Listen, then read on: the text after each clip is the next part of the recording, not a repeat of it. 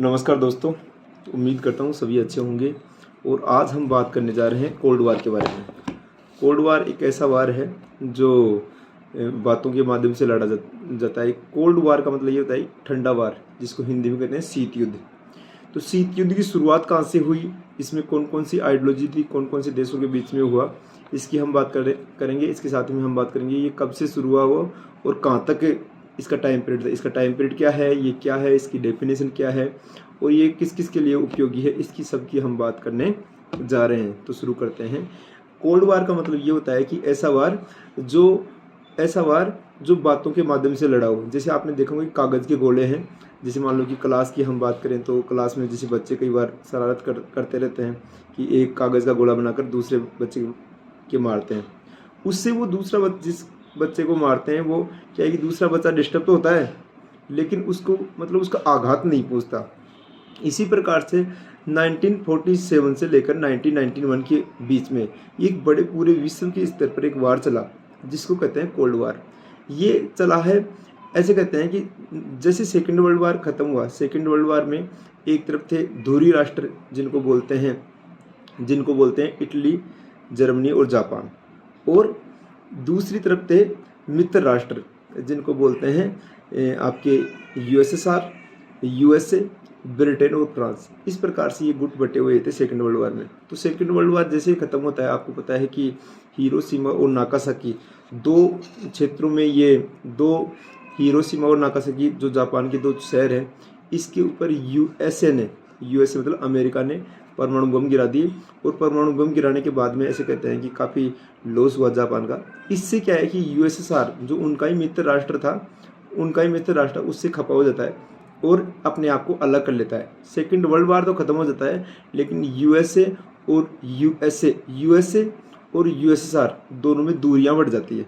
Okay, USA और USSR में दोनों में दूरियां बढ़ जाती है और यूएसए है जो अपनी पावर्स बढ़ाना शुरू कर देता है सेकेंड वर्ल्ड वार के बाद में। ऐसे मानता है कि वो अब ये वार तो ख़त्म हो गया, लेकिन हम क्या करेंगे, पूरे वर्ल्ड में हम अपना मतलब कि परचम लहराएंगे। जैसे ब्रिटेन का पूरे विश्व में राज था, वैसे ये चाहते थे कि हमारा भी पूरे विश्व में राज हो। लेकिन यूएसएसआर इसके बीच में आया था। यूएसएसआर ये चाह रहा था कि हम ऐसा नहीं करने देंगे। उसके बाद में ये होता है कि ब्रिटेन के जो प्राइम मिनिस्टर हैं चर्चिल, वो गए हुए थे अमेरिका में, जगह का नाम है फुलटन गए हुए थे। और वहाँ जाकर ये ऐसे कहते हैं कि ये अमेरिका का सपोर्ट करते हैं और यूएसएसआर का विरोध करते हैं। और वहाँ से ऐसे कहते हैं कि वहाँ से कोल्ड वार की शुरुआत मानी जाती है।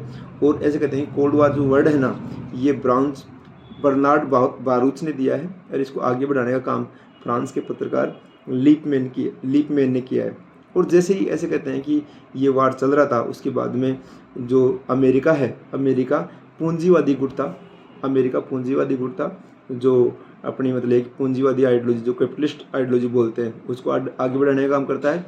और जो आपका यूएसएसआर है, यूएसएसआर की फुल फॉर्म है यूनियन सोवियत सोशलिस्ट और रिपब्लिक है, जिसको बोलते हैं सोवियत संघ।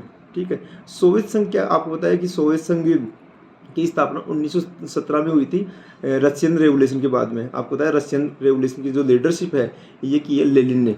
ठीक है, लेनिन ने इसकी लीडरशिप की है और यूएसएसआर की स्थापना की थी लेनिन ने 1917 में। इससे पहले आपको पता है कि इसमें जार का शासन था, राजा का शासन था कहाँ, इसमें रशिया में, जिसको यूएसएसआर हम यहाँ बोल रहे हैं। आगे चलकर क्या होता है कि यूएसएसआर और यूएसए पूरे विश्व को दो महाशक्तियों में डिवाइड कर देते हैं। और ऐसे कहते हैं कि जो कम्युनिस्ट आइडियोलॉजी का सपोर्ट करते हैं वो हमारी तरफ आ जाएं, और जो साम्यवादी आइडियोलॉजी का कम्युनिस्ट आइडियोलॉजी का सपोर्ट करते हैं वो रसिया की तरफ आ जाएं। जो छोटे जो कंट्रीज थे वो ऐसे कहते हैं कि जो कम्युनिस्ट आइडियोलॉजी से प्रभावित थे वो चले जाते हैं कहाँ, वो चले जाते हैं आपके इसमें जो यूएसएसआर की तरफ। एक तरफ था कैपिटलिस्ट आइडियोलॉजी का प्रेजेंट कर रहा था वो अमेरिका, और जो बचे हुए कंट्री हैं वो अमेरिका की तरफ चल जाते हैं। ठीक है, इस प्रकार से सेकेंड वर्ल्ड वार के बाद में ये जो सिनेरियो है ये पूरे वर्ल्ड में फैला हुआ रहता है। आगे चलकर क्या होता है कि 1961 में एक अमेरिका से सटा हुआ एक देश है जिसका नाम है क्यूबा। आप मैप में देखोगे तो नॉर्थ अमेरिका और साउथ अमेरिका के बीच में एक कंट्री मिलेगा आपको, उसका नाम है क्यूबा। उसकी बहामा कैपिटल है। वहाँ ऐसे कहते हैं कि यूएसएसआर का की आइडियोलॉजी का समर्थन करने वाला कंट्री होता है उसका नाम होता है क्यूबा। और क्यूबा में क्या होता है, ये वहाँ का जो प्रेसिडेंट है उनका नाम होता है फिडेल कास्त्रो। फिडेल कास्त्रो ने क्या करते हैं, बना यूएसए को बताए हुए, बना अमेरिका को बताए हुए वहाँ अपने हथियार स्थापित कर देता है। इसको मतलब ये कि अगर एनसीईआरटी के बिहेवियर पर हम बात करें तो इसको कहते हैं क्यूबन मिसाइल क्राइसिस, ठीक है, हिंदी में कहते हैं क्यूबन मिसाइल संकट।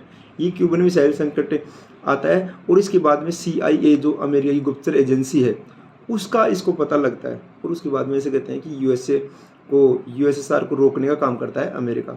और जैसे ही ऐसे कहते हैं कि रोकने का काम करता है, उसके बाद में ऐसे कहते हैं ये तनाव की स्थिति और ज़्यादा बढ़ जाती है। और जैसे तनाव की स्थिति बढ़ती है उसके बाद में ऐसे कहते हैं कि थर्ड वर्ल्ड वार के आसार हो जाते हैं। लेकिन ऐसे कहते हैं कि ये वार नहीं होता, और हमें जो USSR के राष्ट्रपति थे वो पीछे हट जाते हैं और वो अपनी मिसाइलें वहाँ से हटा लेते हैं। इसको ऐसे कहते हैं क्यूबन मिसाइल संकट को USSR का पॉइंट, जो केंद्र पॉइंट माना जाता है। ओके, उसके बाद में क्या होता है कि आगे चलकर इंडिया के पास भी ऑप्शन आता है कि इंडिया कम्युनिस्ट आइडियोलॉजी में जाएगा या कैपिटलिस्ट आइडियोलॉजी में जाएगा।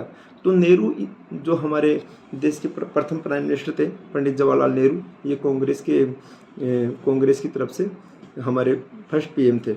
और जैसे ही ऐसे कहते हैं कि ये बात किनके सामने आती है, ये बात नेहरू के सामने आती है, तो नेहरू को ये कहा जाता है कि भाई आप USA की तरफ जाओगे या USSR की तरफ जाओगे। तो नेहरू ये कहता है कि हम दोनों को ज्वाइन नहीं करेंगे, और ये नया संगठन बनाते हैं, उसका नाम होता है name, non allied movement, non alliance movement होता है, जिसको हिंदी में कहते हैं गुटनर पैक्ट। ऐसे कहते हैं कि बेलग्रेड में एक सम्मेलन होता है जिसमें 3 मित्र होते हैं, नेहरू, नासिर, टिटो, और इनके साथ में इसके 2 मित्र और रहते हैं, यूगोस्लाविया और मिस्र।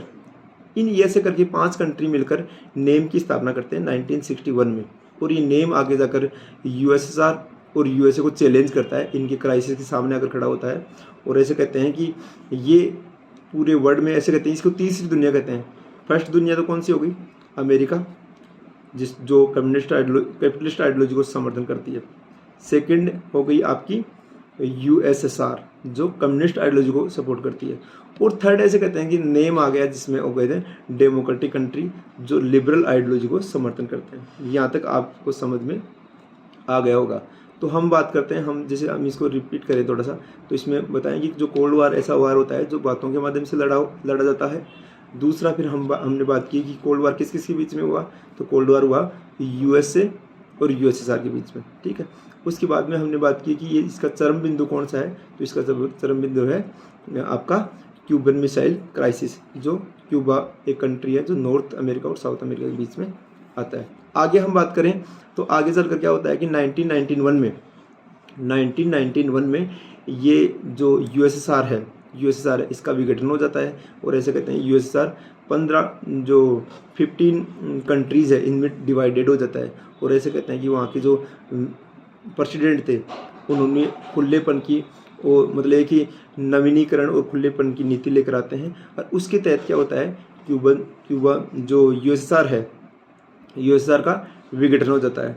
और USSR का विघटन होने के बाद क्या होता है, जो हमारे पास एक यूनिपोलर वर्ल्ड आ जाता है 1991 में। इंडिया भी ऐसे कहते हैं LPG का मॉडल, लिबरल प्राइवेटाइजेशन और ग्लोबलाइजेशन को एक्सेप्ट कर लेता है। हम भी क्या करते हैं, हमारी जो अर्थव्यवस्था है, ऐसे कहते हैं ये ठीक नहीं थी, इसको आगे बढ़ाने के लिए हम भी हमारे मार्केट को ओपन कर देते हैं। इंडिया भी अपने मार्केट को ओपन कर देता है। और इसके साथ में ये है कि इंडिया भी ओपन जैसे ग्लोबलाइजेशन को स्वीकार कर लेता है, और USSR का विघटन हो जाता है, और यूनिपोलर वर्ल्ड की शुरुआत होती है 1991 में। और यूनिपोलर वर्ल्ड की शुरुआत होने के बाद के साथ ही कोल्ड वार समाप्त हो जाता है। लेकिन आज भी जैसे रसिया जैसे कंट्री ऐसे कहते हैं कि ये कोल्ड वार 2.0 चल रहा है। तो इस प्रकार से हमने देखा कि कोल्ड वार क्या है, कोल्ड वार की शुरुआत कहाँ से हुई, और ये सारी चीज़ें हमने देखने को मिली। उम्मीद करता हूँ आपको ये इन्फॉर्मेशन अच्छी लगी होगी, आप इसको रिवाइज करते रहें और आगे बढ़ते रहेंगे। ऐसे छोटे छोटे एजुकेशनल वीडियो के साथ में हम आपका जो नॉलेज है इसको इम्प्रूवमेंट करते रहेंगे। Thank you so much.